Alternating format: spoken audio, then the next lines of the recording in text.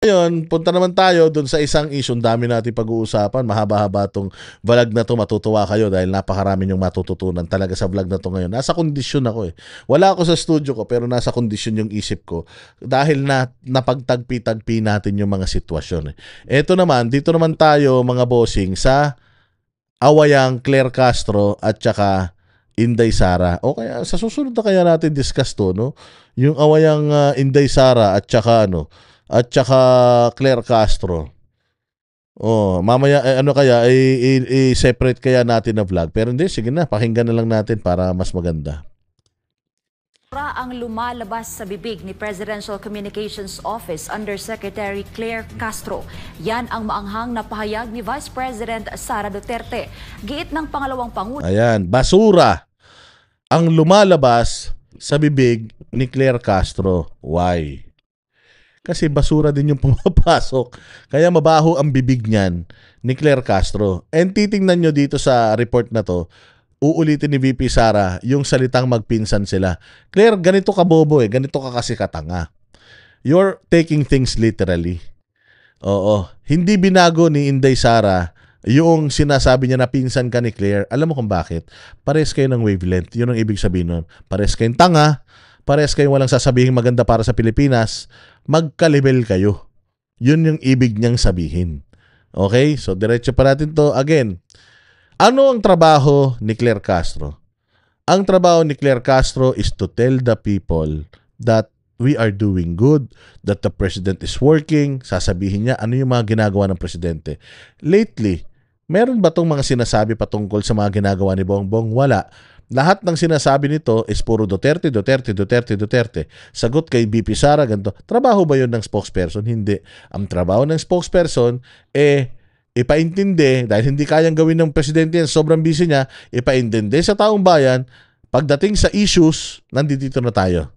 Sa ekonomiya, nandito na tayo. Peace and order, nandito na tayo. Nire-report mo sa Pilipinas, sa Pilipino, kung ano na yung nagagawa ninyo. Dapat ganun. Pero itong tokmol na itong boban to, walang ganyang ginagawa. Lahat puros pambabalahura lang. Tapos kapag sinagot mo siya, iiyak siya. Sasabihin niya, itaas ang level ng diskurso, datos sa datos. Putang ina mo, wala kang datos na may ipakita sa tao, puro kakapekean. Mga media na nga dyan, pinagtatawanan ka. Tatanungin ka nila kung ano-ano sasabihin mo, mantakin mo. Gusto mong sabihin na maniwala kami sa yung gunggong ka, tapos sasabihin mo bigla kang mag-iistorya tungkol sa tulay.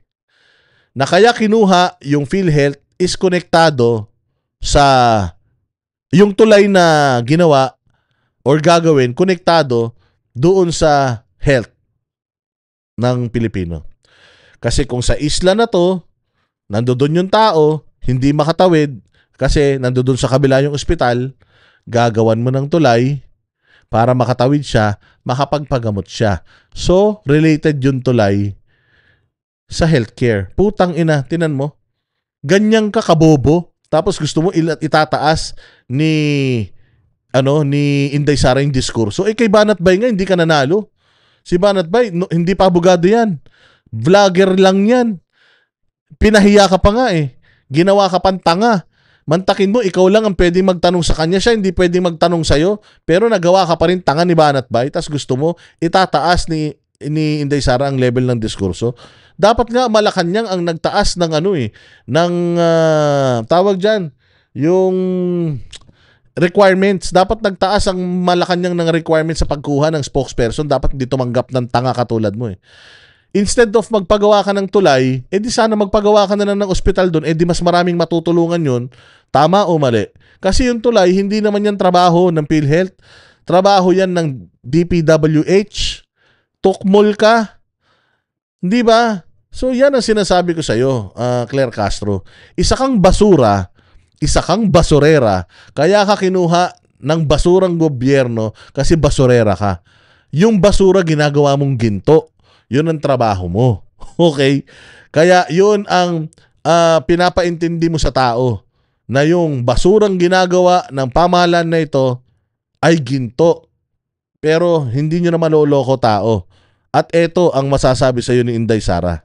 Nakakahiya sa buong mundo na ganyan ang klase ng taong nagsasalita para sa tanggapan ng Pangulo. Si Jason Rubrico sa balita. Hindi na napigilan pa ni Vice President Sara Duterte na muling banatan si Presidential Communications Office Undersecretary Claire Castro sa harap ng sunod-sunod ditong patutsada. Sa pinakabagong yugto ng bangayan, kinontra ni VP Sara ang pahayag ni Castro na tila wala na siyang magandang nasasabi tungkol sa administrasyon ni Pangulong Ferdinand Marcos Jr. Wala naman talaga. Ano na ba? Matagal ko nang inaantay kung merong sasabihing mabuti yung sa yung sa pabahay ni Bongbong. Ano na nangyari sa pabahay ni Bongbong? 'Di ba? Hinahanapan ka ng datos. Sabi mo datos sa datos, tinanong ka kung ilan na nagawa ng administrasyon na pabahay. Di ba hindi mo maibigay yung eksaktong datos, yung eksaktong numero, tapos sasabihin mo datos sa datos. Giit ng Vice Presidente, hindi siya ang nagpasimula ng iringan. Depensa niya, nagsasalita lamang siya bilang tugon sa mga naunang maaanghang na komentong ibinabato ni Castro. Mga pahayag na para sa kanya ay walang laman kundi puro basura. Ganun din naman sa kanya, ma'am.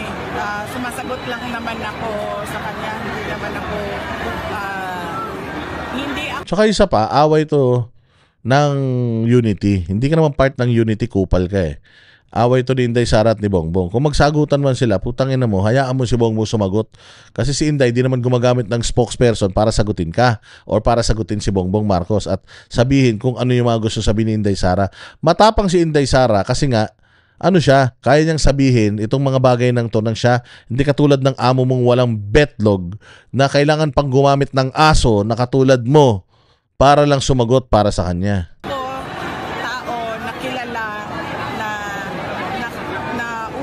Nakikipag-away. Lagi ako ay sumasagot lang. At sinabi ko na yan dati, sabi ko, ano pa bang na-expect natin sa pinsan ni Franz Castro? Ayan o. Pinsan ni Franz Castro na si Claire Castro, kinorek mo na siya, pero pinanindigan niya. Alam mo kung bakit? Hindi niya nakasalanan kung bobo ka, Claire. Okay? Hindi yan literal. Kung hindi mo naiintindihan, the joke is on you. Yun nga yung sinasabi na, if hindi mo maintindihan yung joke, the joke is on you. Hindi ba? Pinsan ka ni Franz Castro kasi nga si Franz Castro, katulad mo. Buti nga pinsan, di kapatid eh. Katulad mo, wala kayong matinong sasabihin para sa gobyerno. Wala kayong matinong gagawin para sa gobyerno. Kaya ang level mo, Franz Castro lang. Castro, parang ano lang yan, mami. Parang sinasabi nila sa computer, garbage in, garbage out. So, pumapasok sa kanya, basura. Lumalabas din sa bibig niya, basura lang. Ang sakit nun, no? Ang saklap nun. Pumapasok sa'yo, basura. Lalabas sa'yo, basura din. Napakasakit nun, Diyos mio. Napakasaklap mga bossing noong binitawang yung salita. Bilang isang abogado nakakahiya na sabihan ka ng ganyan. Isa kang basura at basura yung information mo. That's why basura din lumalabas sa'yo. The problem is, yung basurang lumalabas sa'yo, hindi mo kayang pabanguhin, hindi mo kayang pagandahin. Kaya basura pa din. Rin pinalampas ni VP Sara ang hamon ni Castro na iangat ang diskurso at gawing basehan ang datos imbes na politika. Pero giit ng pangalawang Pangulo, si Castro mismo ang unang gumamit ng politika at ng kapangyarihan ng Office of the President para umatake. Dapat sinasabi niya yan na sa sarili niya kasi siya yung unang-una na mumulitika gamit ang opisina ng Office of the President. Nakakahiya sa buong mundo na ganyan yung nagsasalita para sa opisina ng Pangulo. At ano ba yung sinabi niya isa? Dagdag pa ni VP Sara, kaya't puro pag-atake umano ang ginagawa ni Castro laban sa mga hindi kaalyado ng Pangulo ay dahil wala itong maibalitang nagagawa ni Marcos Jr. para sa bansa. Dapat niya sabihin sa sarili niya, dapat siya pumunta sa harap ng salamin at sabihin niya yan na ngayong araw na ito ay hindi na ako aatake sa mga kalaban ng aking boss at ang sasabihin ko lang ay ang mga ginagawa ng aking boss para sa bayan. Apparently, wala kasing ginagawa yung CBTM aking bayan. Kaya wala din masabi yung tagapagsalita. So sabi ko nga, garbage in, garbage out. Okay. Para sa Diyos. Yun ang masakalap doon. So, kahit humarap sa salamin si Claire Castro para ipangako sa sarili niya na hindi na siya babatikos, yun lang naman kasi talaga trabaho niyan. Ang trabaho naman talaga ni VP Speaker or spokesperson na Yusek Claire Castro is maging attack dog ng administrasyon na to. Kaya nga nakakahiya kasi check na check ka dito. Nakakadiri itong ginagawa mo na feeling mo tuwan-tuwa sa iyo yung tao, pero sa totoo lang, isa ka sa mga kinaiinsan ng mga Pilipino ngayon dahil sa una, hindi ka naman magaling talaga. Pangalo, sabi ko nga bilang isang vlogger nga, hindi ka nga naging kasing successful ni Banat Bay. Bilang isang vlogger, abogado ka pa. Tinatalo pa kayong dalawa ni Libayan ni Banat Bay. Spokesperson pa kaya, sabi ko sa iyo, baka mas maging magaling na spokesperson pa si Banat Bay kung siya ang bibigyan ng ganyang opportunity at pagkakataon. Pero nakakahiya, no, na isang spokesperson, tas sasabihan ka ng Vice President, pangalawang pinakamataas na na posisyon sa Pilipinas, sasabihin na basura ka. 'Di ba? Claire Castro, papayag ganun, basura ka, sa bagay, basura ka naman talaga. And the reason why walang tumatanggap ng trabaho na meron ka ngayon is because they don't want to be a part of the circus. Ikaw lang kasi talaga yung fame whore na gustong-gusto talaga or fame whore na tanga na magpapagamit at kakainin yung mga sinuka niya, yung mga inechas niya para lang sa kasikatan. Hindi ba, dating galit na galit ka kay Bongbong, dating binabatikos mo si Bongbong, pero ngayon, wala nang pangit na ginawa si Bongbong sa'yo. We are challenging you to give us yung mga datos na sinasabi mo sa mga nagawa ni Bongbong Marcos sa Bayang Pilipinas. Yun ang trabaho mo, kaya dapat doon ka mag-focus. Okay? Lahat ng mga magagandang ginawa ni Bongbong, para hindi na siya nagmamalaki doon sa mga rally nila, dapat ikaw ang nagpapalabas nun. Pero katulad ng sinasabi ni VP na kung wala kang magandang ilalabas, talagang wala kang magandang mailalabas. Kung basura ang ipinapasok sa'yo ng mga amo mo, basura din yung lalabas sa bibig mo. Sa nakikita natin, basura talaga yung lumalabas sa bibig mo. And nagiging effective ka lang na attack dog ng Malacanang, pero hindi ka nagiging effective na tagapaghatid ng magagandang balita tungkol kay Bongbong Marcos. Vlogger ka pa din hanggang ngayon. Katulad ka pa rin ng mga loyalista vloggers na magaling lang bumatikos sa mga kalaban nilang vloggers, sa mga vloggers ng Duterte, pero walang substance. Walang maipakitang maganda na katanggol-tanggol sa administrasyon na ito. Ayan. Di ba? Kami ang boses ng masa, hindi natatakot.